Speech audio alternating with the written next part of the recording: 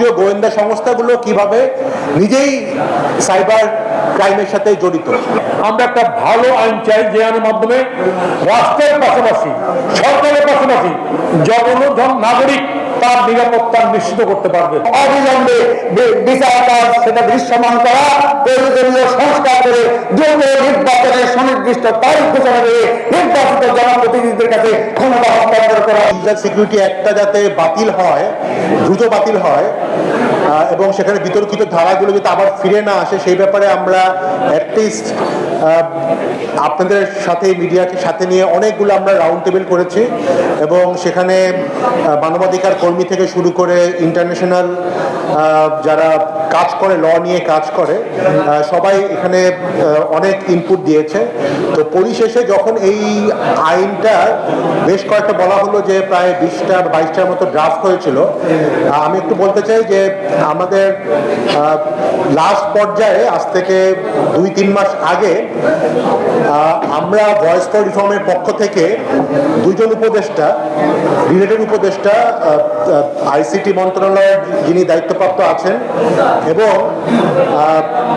আইন উপদেষ্টা জনাব আসিফ নজরুল, ওনাদেরকে সাথে করে নিয়ে ড্রিকে অফিসে, আপনি জানেন আমাদের ভয়েস ফর রিফর্মের একজন সহায়ক হচ্ছে শহীদুল আলম ভাই, আলোকচিত্রী এবং মানবাধিকার কর্মী, ওনার অফিসে আমরা বেশ কয়েকজন আইরিন খান আপা, তারপর ইফতেখার ভাই এবং সারা আপা, এনাদের সবাইকে নিয়ে বসে যেই ড্রাফটের মধ্যে যেই সমস্যাগুলো ছিল সেগুলো নিয়ে আমাদের কনসার্ন দিয়েছিলাম।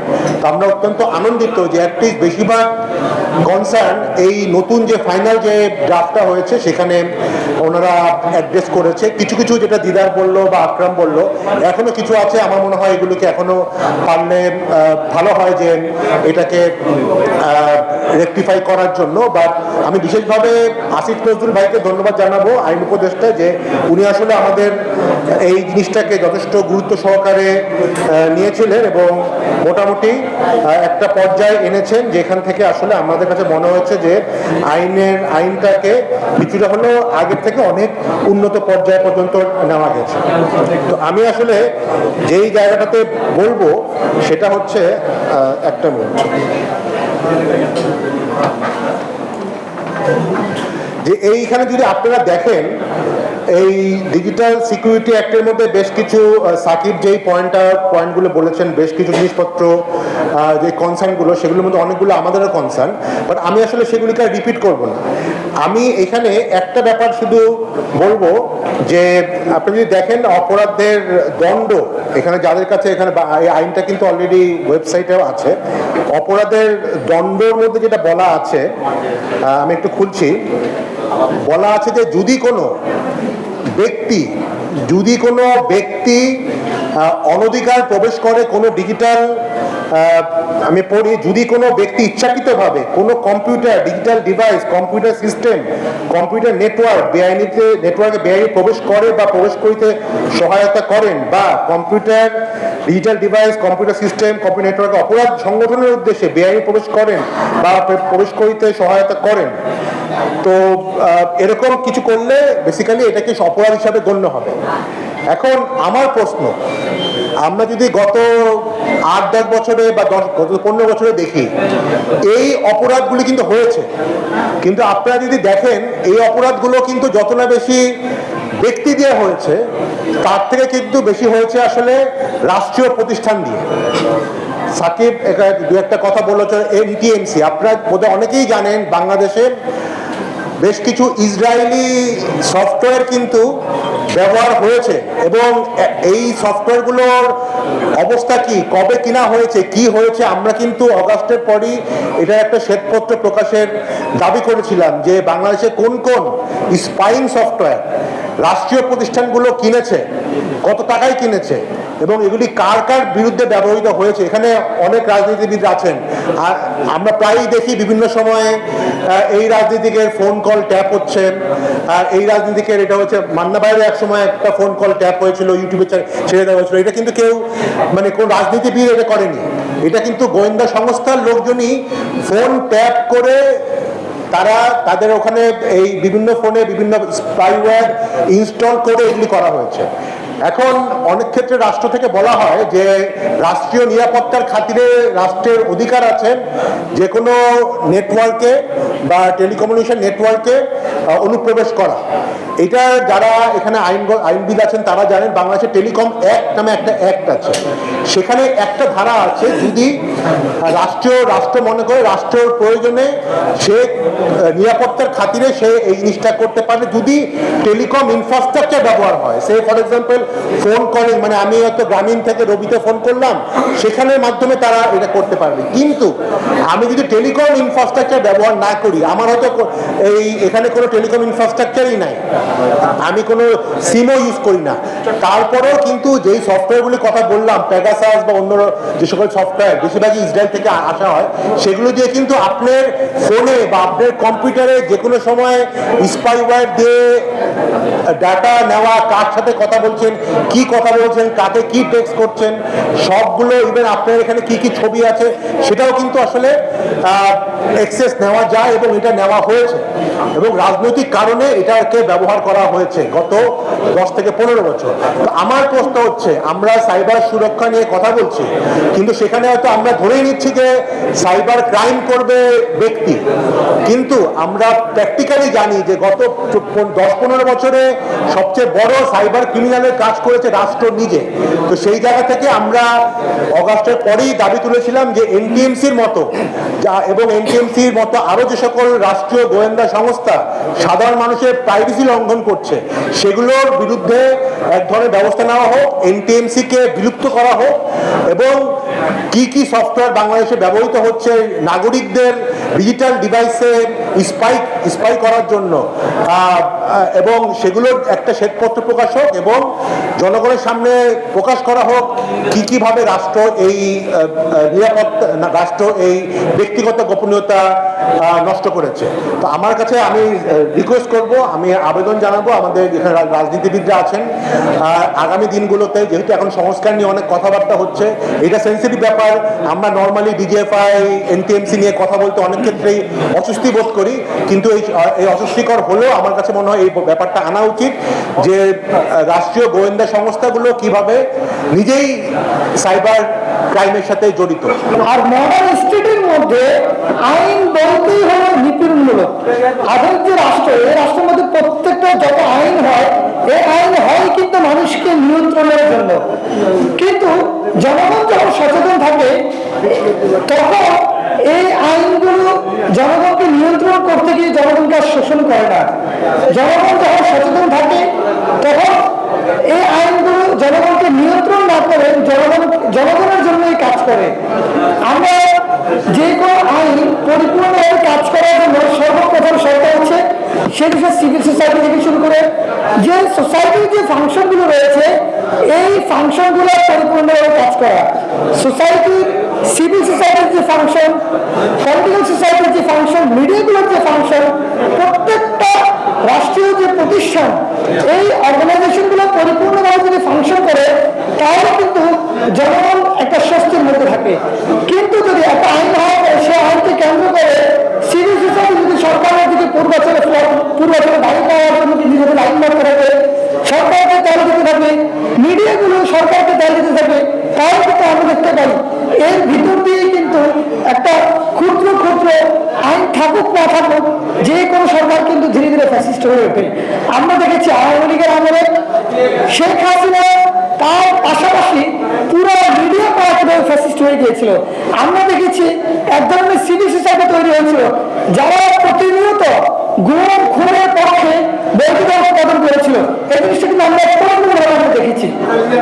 এই আইনে বলা হচ্ছে যে তারা এই আইন সবচেয়ে গুরুত্বপূর্ণ যে জিনিসটা, এই আইন আমরা গত বছর জুলাই আন্দোলনে দেখেছি যে আমাদের ইন্টারনেট ক্র্যাকডাউন করে দেওয়া হয়েছিল। এই আইন বাংলাদেশের নাগরিকদের ইন্টারনেটকে মৌলিক অধিকার হিসেবে স্বীকৃতি দিয়েছে।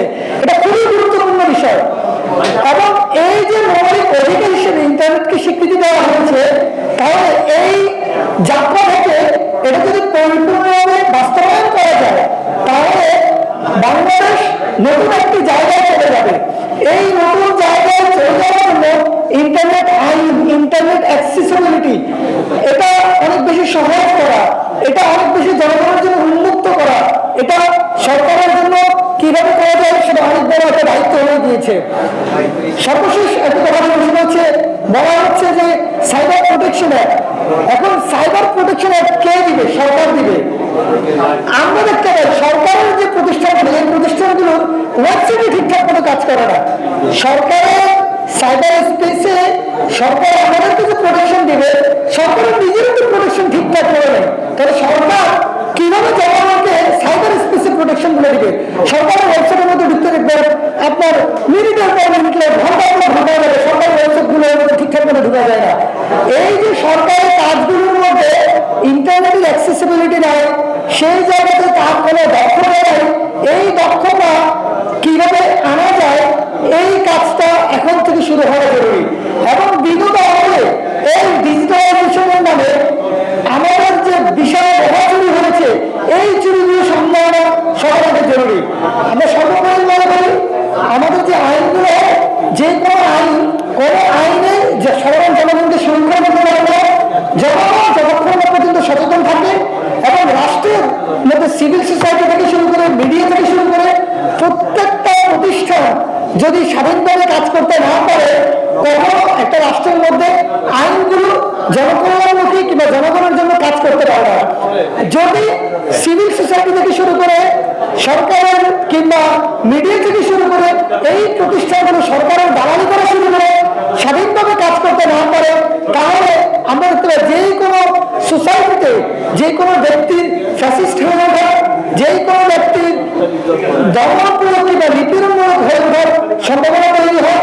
সেই সম্ভাবনা যাতে আগামী দিনে আর না তৈরি হয়, মিডিয়াগুলো যাতে স্বাধীনভাবে কাজ করতে পারে, আমরা আমাদের যে ব্যক্তিগত জায়গা থেকে আমরা যাতে স্বাধীনভাবে এবং সচেতনভাবে সরকারের সমালোচনা করতে পারি এবং সরকারকে জবাবদিহিতার মধ্যে রাখতে পারি, সেই দায়িত্ব আমরা পালন করলে আমি মনে করি আগামী দিনে এই আইনটা আরো বেশি মানবিক হওয়া, আরো বেশি জনগণের হওয়া সম্ভব। ধন্যবাদ সবাইকে। আমরা সবাই জানি কিভাবে জেলখানায় গ্রেপ্তার হয়ে মুস্তাক মৃত্যুবরণ করেছে। আমরা জানি সেই আইনে কিভাবে শুধু রাষ্ট্রের কথা চিন্তা করে, সরকারের কথা চিন্তা করে, তার সিকিউরিটির কথা চিন্তা করে কিভাবে জনগণের নিরাপত্তাটাকে বাদ দেওয়া হয়েছে, যার কারণে সেই সময় প্রচুর কথা হয়েছে এটা নিয়ে। এবং দুঃখের বিষয় হচ্ছে আজকে যারা ক্ষমতায় এলেন এরাও জনগণের বিষয়টা আমার ধারণা ভাবলেন না, শুধু নিজেদের নিরাপত্তার কথাটাই ভাবলেন। আমি একটা সংক্ষেপে একটা কথাই শুধু বলবো এখানটায়, যে এইখানটাও এই আইনেও পুলিশ কাকে সন্দেহ করলে পুলিশ তাকে আইনের আওতায় নিয়ে যেতে পারবে। এই যে পুলিশকে ক্ষমতা দেওয়া, পুলিশি রাষ্ট্র 74 সালের বিশেষ ক্ষমতা থেকে শুরু করে আমরা পুলিশি রাষ্ট্র, পুলিশি সন্ত্রাস, এটা সবাই ভুক্তভোগী। তারপরে কেন, কি কারণে পুলিশকে আবার ক্ষমতায়ন করা হচ্ছে জনগণের কথা বাদ দিয়ে? আজকের এই সাইবার সিকিউরিটি অ্যাক্ট বর্তমান সময় যেটা 25 যেটা প্রণীত হয়েছে বা যেটা উপদেষ্টা পরিষদে পাস হয়েছে, সেই জায়গায় আপনি দেখবেন যে অনেকগুলি বিষয় বাদ দেওয়া হয়েছে। হ্যাঁ, বাদ আওয়ামী লীগের মুক্তিযুদ্ধ নিয়ে বয়ান, এটা ঠিক না, যার কারণে সেই বয়ানের কারণে আওয়ামী লীগ পালিয়ে গেছে, সত্য।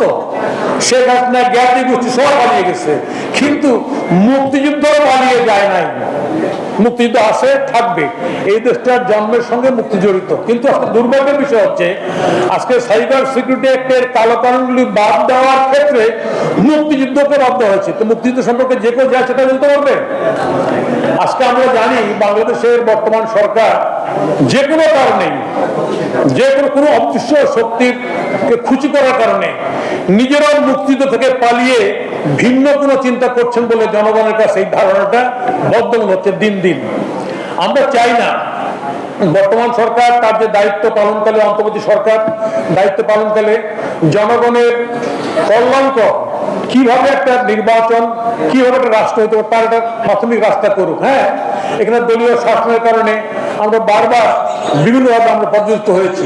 হ্যাঁ, দলীয় শাসন তো থাকবেই, কিন্তু তারপরও দলীয় দৃষ্টিভঙ্গি বিশেষ করে গত 15 বছরের শাসনকাল, শেখ হাসিনা যে শাসনকাল, এই শাসনকালটাকে কোনো ক্রমেই জনগণের অংশগ্রহণমূলক বলা যায় না। আপনারা জানেন নির্বাচনগুলি কি হয়েছে, আমি সে বিষয়ে যাচ্ছি না।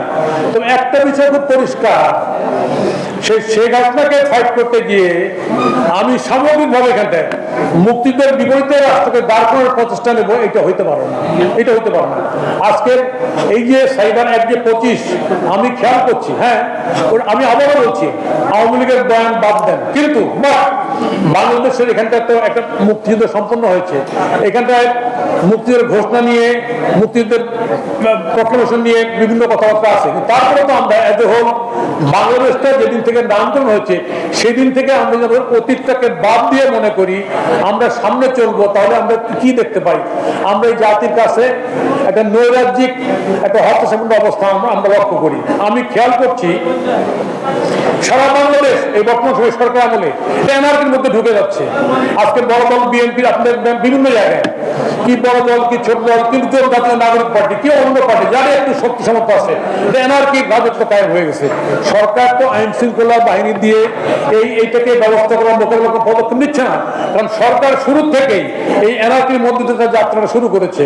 আমরা যদি ধরি বঙ্গবন্ধু থেকে শুরু করে সামগ্রিকভাবে একটা এনআরকি সরকার নিজে মদত দিচ্ছে, তৈরি করছে। আজকে এই প্রেক্ষাপটে আমি দেখতে পাচ্ছি আইনের মধ্যে দিয়ে পুলিশকে তার ক্ষমতা আরো বৃদ্ধি করা হয়েছে বলে মনে করছি। আজকে এই অবস্থার কারণে আমরা মনে করি সরকার যে সমস্ত আইন কানুনগুলি করুন না কেন বর্তমান সরকার এটা জনগণের দিকে দৃষ্টি করা হচ্ছে এটা মনে করতে পারছি না। আজকে সেই কারণে জাতীয় নাগরিক কমিটি যে উদ্যোগ গ্রহণ করেছে এই সাইবার সিকিউরিটি অ্যাক্ট সম্পর্কে 25 এ আলোচনা করা, আমার ধারণা এই আলোচনাটা আরো বিস্তৃত করা হওয়া উচিত। আরো অন্যান্য দল সবাই সম্মিলিত হবে এর পুঙ্খানুপুঙ্খ আলোচনা করে যে সমস্ত বিষয়গুলি এখানটা অন্তর্ভুক্ত করা উচিত। বিশেষ করে আমার শুধু সরকারের নিরাপত্তার কথা না ভেবে জনগণের নিরাপত্তা কিভাবে নিশ্চিত করা যায় তার কার্যকরী পদক্ষেপ নেওয়ার জন্য আজকের যে আলোচনার সূত্রপাত, সেই সূত্রপাত ধরে আমরা মনে করি এই সাইবার সিকিউরিটি অ্যাক্টও সেই জায়গা সেই আলোচনা সমালোচনা থেকে বাদ যায় না। তাই বর্তমান সরকার যা করছেন সবই মঙ্গল করছেন, আমরা এরকম ধারণা পোষণ করতে পারি। আমি তো করি না, এই কারণেই করি না বাংলাদেশের ক্ষমতা যাওয়ার থাকার প্রবণতা যে যায় তারই কোনদিন দিন দিন বৃদ্ধি হয়। আমরা দেখতে পাচ্ছি একটি দল এই আন্দোলনে ছিলেন বা আসবে বা ক্ষমতায় যাওয়ার স্বপ্ন দেখতেছেন, ওনারা কালকেই রংপুরে সমাবেশ করে বলছেন, তাই না, কিসের নির্বাচন, কি করতে চান ওরা? এই যে নির্বাচন নিয়ে নেতিবাচক প্রচারণা কি করতে চান? দেশটা চলবে কেমনি?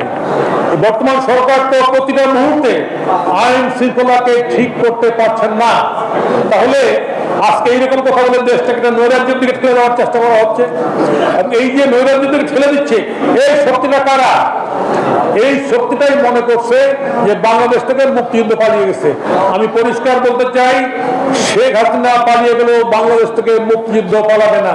সেই কারণে আজকে এই ডিজিটাল সিকিউরিটি অ্যাক্টে যে সমস্ত বিষয়গুলি উত্থাপিত হয়েছে যা নাগরিকত্বের পক্ষ থেকে আমি তার সঙ্গে সংহতি ঐক্য প্রকাশ করে বলতে চাই এই বিষয়গুলি আরো বেশি বেশি করে আলোচনা হোক এবং সত্যিকার অর্থে আমরা একটা ভালো আইন চাই যে আইনের মাধ্যমে রাষ্ট্রের পাশাপাশি সরকারের পাশাপাশি জনগণ নাগরিক তার নিরাপত্তা নিশ্চিত করতে পারবে। বিভিন্ন যে বিতর্কিত বিষয়গুলো সেগুলো এখানে উত্থাপন করা হয়েছে, তার সাথে আমি সম্পূর্ণ একমত পোষণ করছি। এই বক্তব্যে উল্লেখ করা হয়েছে যে সাইবার সুরক্ষা অধ্যাদেশ এটা জারি করার আগে 25 বার তারা নাকি সংশোধন, সংযোজন, পরিবর্তন, পরিমার্জন করেছে। বিভিন্ন স্টেক হোল্ডারদের মতামত নিয়ে তারা এই পরিবর্তন পরিমার্জন করেছে। একটা কথা গণমাধ্যমের কর্মীদের মাধ্যমে এবং এই উপস্থিতি তাদের মাধ্যমে বলতে চাই, তারা কোন ধরনের স্টেক হোল্ডারদের সাথে এখানে কথা বলেছে আমাদের জানা নাই, কিন্তু রাজনৈতিক দল হিসাবে আমাদের দলের সাথে কোনো আলোচনা করে নাই এবং অন্য দলগুলোর সাথে আলোচনা করেছে বলে আমাদের জানা নাই।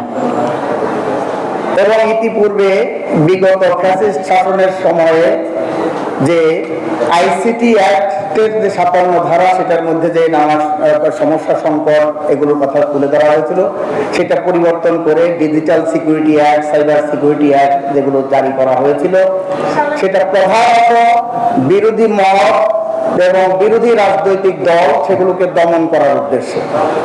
এটা সাইবার সুরক্ষা এইটা জনগণকে সুরক্ষা দেওয়ার জন্য এই আইন সেটা করা হয় নাই, তারা সরকার এবং শাসক গোষ্ঠীকে সুরক্ষা দেওয়ার জন্য সেই আইন সেটা প্রণয়ন করা হয়েছিল বলে আমরা মনে করি। এখানে বলা হয়েছে যে অনেকগুলো বিতর্কিত ধারা সেখানে পরিবর্তন করা হয়েছে, উল্লেখ করেছে এই প্রবন্ধের মধ্যে, এই বক্তব্যের মধ্যেই, যে দেখা গেল এক নম্বর 28 নম্বরে ছিল, সেটা 26 নম্বরে নিয়ে আসা হয়েছে। 31 নম্বরে ছিল, এটা অত নম্বরে নিয়ে আসা হয়েছে। তার মানে ঘুরিয়ে ফিরিয়ে কিন্তু সেই বিষয়গুলো এখানে রাখা হয়েছে। কারণ 25 বার তারা যদি সংশোধন করে, পরিবর্তন করে, সেই পরিবর্তনের মধ্য দিয়ে তাদের হাতের মাঝখান থেকে কিভাবে ফসকে পড়ে যায় এই বিতর্কিত যে ধারাগুলো, সেগুলো এখানে থেকে যায় এবং জনগণকে নিপীড়ন করা, নিগ্রহ করা, নির্যাতন করার যে কালো ধারা, সেগুলো কিভাবে এখানে সন্নিবেশিত থাকে, এটা আমাদের বোধগম্য নয়।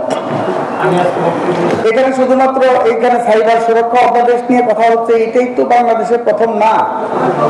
একদম ব্রিটিশ আমল থেকে শুরু করে সেখানকার আমাদের যে সিআরপিসি আছে, ফৌজদারি দণ্ডবিধি, ফৌজদারি কার্যবিধি, সেখানে এইটার থেকে ওই যে বলা হয়েছে যে পুলিশকে ক্ষমতা দেওয়া হয়েছে যে বিনা মামলায়, বিনা ওয়ারেন্টে সন্দেহ হলে গ্রেফতার করতে হবে। এই আইন তো বাংলাদেশে আছেই। এটা শুধু সাইবার সুরক্ষার জন্য যে 54 ধারা, এই ধারা কিন্তু এটার অগাধ মানে ক্ষমতা, যে কাউকে যে কোনো সময় সন্দেহ হলে এই 54 ধারায় গ্রেফতার করতে পারে যে কোনো সময়। এর বাইরে দেখেন ডিএমপি 86 নামে একটা ধারা আছে, ঢাকা মেট্রোপলিটন পুলিশের 86 নম্বর ধারা, সেটাতেও 3 জন 4 জন একত্রিত হলে সেখানে যে কাউকে গ্রেফতার করতে পারে। এরপর আসে 505-এর ক ধারা, ফৌজদারি কার্যবিধি সেখানে আছে। এইগুলো পেরিয়ে এসে যেই সরকারই আসে তাদের সুরক্ষার, জনগণের সুরক্ষার কথা বলে তাদের নিজেদের সুরক্ষার জন্য সেখানে আইন করা হয়। 74 সালে একটা যে কুখ্যাত আইন, গণবিরোধী নিবর্তনমূলক আইন, সেটা করা হয়েছিল বিশেষ ক্ষমতা আইন। বছরের বছর পর বছর এখানে যারা নেতৃবৃন্দ আছেন, তারা আমি সহ, তারা সেখানে এই বিশেষ ক্ষমতা আইনে কারাভোগ করেছে। কোনো মামলা নাই, সেটা বিচার হয় নাই, বিনা বিচারে বছরের পর বছর সেখানে তাদেরকে আটক করে রাখা হয়েছে জেলখানায়। এবং সেই আইনটা এখনো পর্যন্ত কিন্তু বলবৎ আছে। সরকার পরিবর্তন হয়েছে, প্রতিশ্রুতি দেয় তারা ক্ষমতায় গেলে এই বিশেষ ক্ষমতা আইন বাতিল করবে, কিন্তু এখনো পর্যন্ত সেই বিশেষ ক্ষমতা আইন সেটা বাতিল করে নাই। তারপরে ক্ষমতায় এসে আমরা দেখলাম সন্ত্রাস দমন আইন হয়েছে, সেটারও অপব্যবহার চলছে। জননিরাপত্তা আইন নামে একটা আইন সেখানে 96 সালে সেটা করা হয়েছিল শেখ হাসিনার শাসনের আমলে, সেই আইন সেটা এখনো বলবৎ আছে। এবং তারপরে যেহেতু সেই সময় এই ধরনের ডিজিটাল এই প্ল্যাটফর্ম ছিল না, ইন্টারনেট ইত্যাদি ইত্যাদি ছিল না, সেই কারণে সাইবার সুরক্ষা দেওয়ার নামে প্রথমে আইসিটি অ্যাক্ট এবং পরবর্তীকালে ডিজিটাল সিকিউরিটি অ্যাক্ট এবং সাইবার সিকিউরিটি অ্যাক্ট নামে সেই আইন করেছে, যেটা পরিবর্তন করে এই সরকার আবার সাইবার সুরক্ষা অধ্যাদেশ করে হয়েছে। তার মানে প্রত্যেকটা সরকার, এটা দলীয় সরকার হোক এবং নির্দলীয় সরকার হোক, এই অভ্যুত্থান পরবর্তী সরকারও তারা চায় যে ঘুড়ি তারা ছেড়ে দেবে, কিন্তু লাটাইটা কিন্তু তাদের হাতে রেখে দেবে। সেই জন্য দেখবেন যে নিয়ন্ত্রণটা কিন্তু সরকারের হাতে আছে। এখানে প্রবন্ধে উল্লেখ করা হয়েছে জাতীয় সাইবার সুরক্ষা কাউন্সিল করা হয়েছে, 25 সদস্যের হবে সেটা। এটা প্রধান থাকবেন প্রধানমন্ত্রী, মাত্র 2 জন থাকবে এর সরকারি কর্মকর্তা কর্মচারী, সেগুলোর বাইরে 2 জন প্রতিনিধি থাকবে, সেটাও সরকার নির্ধারণ করবে 2 জন প্রতিনিধি, অন্য কেউ নির্ধারণ করবে। চিন্তা করেন যে এই যে জাতীয় সাইবার সুরক্ষা কাউন্সিল, এটা কার স্বার্থ রক্ষা করবে? এটা কি জনগণের স্বার্থ রক্ষা করবে, নাকি সরকার শাসকদের যে লুণ্ঠন, তার বিরুদ্ধে যাতে কেউ কণ্ঠ উচ্চকিত না করতে পারে, সেগুলো দমন করার জন্য এই ধরনের যে কালো আইন, প্রখ্যাত আইন, নিবর্তনমূলক আইন, সেগুলো ইয়ে করা হয়। এখানে প্রধানমন্ত্রী বলেছেন যে এখানে রাখা হচ্ছে ধর্মীয় অনুভূতিতে আঘাত। এইটা কিন্তু বাস্তবে ডিফাইন করা দরকার যে ধর্মীয় অনুভূতিতে কি করলে আঘাত লাগে, এটা কিন্তু সুনির্দিষ্ট নয়। আপনার কাছে যেটা ধর্মীয় অনুভূতিতে আঘাত, আমার কাছে সেটা নাও হতে পারে, আরেকজনের কাছে সেটা নাও হতে পারে। তাহলে এইটা ডেফিনেশনটা কি কি কাজ করলে ধর্মীয় অনুভূতিতে আঘাত লাগবে? আর ধর্মীয় অনুভূতিটা এত যদি ঠুনকুই হয়, তাহলে এই অনুভূতি তো এই আইন কানুন দিয়ে সেটা রক্ষা করা যাবে না। ধর্মবিশ্বাস মানুষের, ধর্মীয় অনুভূতি এত ঠুনকু বিষয় না। কিন্তু দেখেন, মানুষ ইতিহাস ভুলে যায়। আমরা এখানে দেখেন যে এই সরকারও গাছের গুড়াটা কেটে আগায় যদি পানি দেন তাহলে সেই গাছ বাঁচবে? তখন ভাই বলেছেন যে আমাদের এই জাতির ইতিহাস আছে, ব্রিটিশ বিরোধী সংগ্রাম, পাকিস্তানি প্রায় ঔপনিবেশিক শাসন বিরোধী সংগ্রাম, আমাদের যে মুক্তিযুদ্ধ, সেটা আমাদের জাতির গৌরব, সেটা হলো আমাদের এই জাতি চেতনার ভিত্তি, আমাদের বাংলাদেশের ভিত্তি। তাহলে সেই মুক্তিযুদ্ধকে বাদ দিয়ে সেখানে বিতর্কিত করে মুছে ফেলে অল্প কিছু এই 24-এর গণ অভ্যুত্থান দিয়ে যারা এটাকে প্রতিস্থাপন করতে চায় তারা বোকার স্বর্গে বাস করছে। বাস্তবে তারা 24-এর গণ অভ্যুত্থান দিয়ে মুক্তিযুদ্ধকে যারা বিতর্কিত করতে চায়, মুছে ফেলতে চায়, তারা বাস্তবে পাকিস্তানপন্থী। তারা পাকিস্তানে 71 সালে তারা যে পরাজিত হয়েছে, সেই পরাজয়ের যে গ্লানি সেটা তারা মুছতে চায় 24-এর গণ অভ্যুত্থান দিয়ে, কিন্তু বাংলাদেশের জনগণ সেটা হতে দেবে না। শেখ হাসিনা, আওয়ামী লীগ সেই মুক্তিযুদ্ধকে, জনযুদ্ধকে তাদের নিজেদের দলীয় যুদ্ধে পরিণত করেছিল এবং মুক্তিযুদ্ধের মধ্যে দিয়ে মানুষের আকাঙ্ক্ষার যে সংবিধান, ভারতীয় সংবিধান, সেটা অনেক অসম্পূর্ণতা আছে, সেটাকে সম্পূর্ণ করতে হবে। কিন্তু সেটাকে মুছে ফেলে দেবে, ছুঁড়ে ফেলে দেবে, পরিবর্তন করবে, কবরে পাঠাবে, এই ধরনের কথা তারা বলে, এটা মুজিববাদী সংবিধান ইত্যাদি ইত্যাদি যারা বলে, তারা আসলে মুক্তিযুদ্ধকে অস্বীকার করতে চায়। মুক্তিযুদ্ধের মধ্য দিয়ে যে জন আকাঙ্ক্ষা ও আকাঙ্ক্ষা করে দিল সেটাকে তারা অস্বীকার করতে চায়। সেই জন্য আমরা বলতেছি যে গাছের মুক্তিযুদ্ধকে অস্বীকার করে গাছের গোড়া কেটে আগায় পানি ডালবেন, সেটা কিন্তু সম্ভব হবে না। গাছ বাঁচবে না, দেশ বাঁচবে না, জাতি বাঁচবে না, সেটা আমরা মনে করি। আমরা এখানে বলতে চাই যে বলছেন যে এই অন্তর্বর্তীকালীন সরকার, এই অন্তর্বর্তীকালীন সরকারের সব কাজ তো মানে গ্রহণযোগ্য না, সেটার সমালোচনা আছে, আমরা সরকার গ্রহণ করি না। তাদের যে মূল কেন্দ্রবিন্দু হওয়ার দরকার ছিল, যে জুলাই অভ্যুত্থানে গণহত্যা যেগুলো হয়েছিল, হত্যাকাণ্ড, সেই হত্যাকাণ্ডের বিচার কাজ, সেই বিচার কাজে কিন্তু এখনো পর্যন্ত দৃশ্যমান কোনো অগ্রগতি নাই। তারা সংস্কারের যে কথা বলছে, সংস্কার সংস্কার সংস্কার, এইটা শুনতে শুনতে আমাদের কিন্তু কান বধির হয়ে যাওয়ার মতো অবস্থা হয়ে গেছে। কিন্তু সেই সংস্কার কি সংস্কার করবে, কতটুকু সংস্কার করবে? এবং এই নির্বাচন যেটা 3টা ভোট মানুষ দিতে পারে না, সেই ভোটাধিকার ফিরিয়ে আনার জন্য মানুষ আন্দোলন করেছিল, তাহলে সেই নির্বাচন প্রক্রিয়া কত দূর? এখন দেখেন যারা সরকারের সমর্থিত দল, যেটাকে তারা বলে নতুন দল, এবং যারা সরকারকে সমর্থন করে, একদম সবকিছু মিলিয়ে সমর্থন করে, তাদের কোনো সমালোচনা নাই। তারা বলতেছে ইতিমধ্যেই যে পরিস্থিতি নাই, পরিবেশ নাই, নির্বাচন হবে কবে, নির্বাচন হবে কিনা, কিসের নির্বাচন, এই ধরনের কথা বলে। তারা বলতে চায় যে নির্বাচন নিয়ে তারা চক্রান্ত করছে। আওয়ামী লীগ যেমন জনগণের ভোটাধিকার হরণ করে অনির্বাচিত অবৈধভাবে ক্ষমতা দখল করেছিল, এদের উদ্দেশ্য হলো নির্বাচন না দিয়ে অনির্বাচিত ভাবে এই ক্ষমতা আটকে থাকার জন্য ষড়যন্ত্র হচ্ছে কিনা সেটা জনগণকে ভেবে দেখতে হবে। সেই ব্যাপারে জনগণকে আমরা সতর্ক থাকতে বলি এবং হুঁশিয়ার করে দিতে চাই। সেই কারণে আমরা বলতে চাই, এই যে সাইবার সুরক্ষা অধ্যাদেশ যেটা করা হয়েছে, যেই ধারাগুলোর কথা এখানে বলা হয়েছে, সেগুলো অবিলম্বে বাতিল করে, আমাদের তো দাবি ছিল বাতিল করে cyber security act, digital security act, সেটা বাতিল করে নতুন করে সবার সাথে আলোচনা করে একটা এই সাইবার সুরক্ষার জন্য আইন, সেই আইন সেটা প্রদান করুন, সেটা করা হয় নাই। কিন্তু যে অধ্যাদেশ জারি করা হয়েছে, এই অধ্যাদেশও পূর্বের যে আইন তারই ধারাবাহিকতা, তারই সম্প্রসারণ। সে কারণে এই বিতর্কিত ধারাগুলো অবিলম্বে বাতিল করে, তাহলে জনগণ আপনাদের এই আইনের বিরুদ্ধে আন্দোলন করবে এবং অবিলম্বে বিচার কাজ সেটা দৃশ্যমান করা, প্রয়োজনীয় সংস্কার করে দ্রুত নির্বাচনের সুনির্দিষ্ট তারিখ ঘোষণা করে নির্বাচিত জনপ্রতিনিধিদের কাছে ক্ষমতা হস্তান্তর করা। স্বাধীনতার পর যারা ক্ষমতাতে ছিলেন তারা সর্বপ্রথম জনগণের উপর নিবর্তনমূলক, সাংবাদিকদের উপর নিবর্তনমূলক আইন প্রণয়ন করেছেন। তারই ধারাবাহিকতায় ইতিপূর্বে বলেছেন বিশেষ ক্ষমতা আইন। বিশেষ ক্ষমতা আইনে আমরা কারাগারে ছিলাম। বিশেষ ক্ষমতা আইন এই পর্যন্ত 54 বছরের উপর দেশ এই পরিচালিত হলো। সরকারের অনেক দল এসেছেন, সামরিক সরকার এসেছেন, অসামরিক সরকার এসেছেন, কেউ এই আইনের পরিবর্তন করেন নাই। বিশেষ ক্ষমতা আইনের মতোই সাইবার সিকিউরিটি অ্যাক্ট বিভিন্ন ধারার পরিবর্তনের মধ্য দিয়ে নতুনভাবে সাইবার সুরক্ষা অধ্যাদেশ জারি করা হয়েছে। আলোচকদের কথাবার্তায় ওনারা তুলে ধরে এই স্বৈরতান্ত্রিক মানসিকতার প্রতিফলন আমরা দেখতে পাচ্ছি। আমরা এই সুরক্ষা অধ্যাদেশ যেটা, এটা যারা আন্দোলনে বিগত দিনের আন্দোলনে ছিলেন, নাগরিকত্ব ছিল, বিএনপি ছিল, সকলের সাথে যারা এই বাংলাদেশ জাসদ সহ বাসদ যারা ছিলেন তাদের সাথে অংশীদারদের সাথে আলোচনার মধ্য দিয়েই এই সুরক্ষা অধ্যাদেশ জনগণের কল্যাণকর একটি অধ্যাদেশে পরিণত করা যায়, সেই দিকে যেন নজর দেন আজকের এই অন্তর্বর্তীকালীন সরকার, সে আহ্বান জানায়। পাশাপাশি আমরা মনে করছি আগামী দিনে নাগরিকদের অধিকার প্রতিষ্ঠার জন্য, ভোটের অধিকার নিশ্চিত করার জন্য ও আগামী যে নির্বাচন, সেই নির্বাচনের ব্যাপারে সুনির্দিষ্ট ঘোষণা এই সরকারের কাছ থেকে আসা উচিত। আমরা ভোট দিতে পারি নাই 3টি নির্বাচনে, আমরা ভোট কেন্দ্রে যাইনি, আমরা এই ভোটের যে অনুষ্ঠান, ভোটের যে খেলা ছিল, এই খেলার বিরুদ্ধে আমরা আন্দোলনে ছিলাম।